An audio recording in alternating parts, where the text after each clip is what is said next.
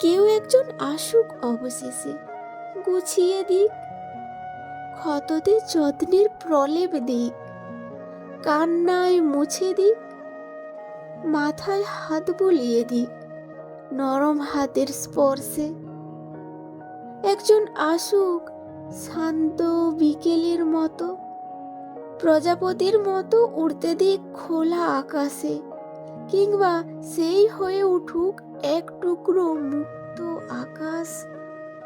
অতঃপর তাকে দেখে কিংবা তাকে পেয়ে মনে হোক জীবনে বারংবার হেরে যাওয়া আমি সবশেষে জিতে গেলাম কি দারুণ ভাবে।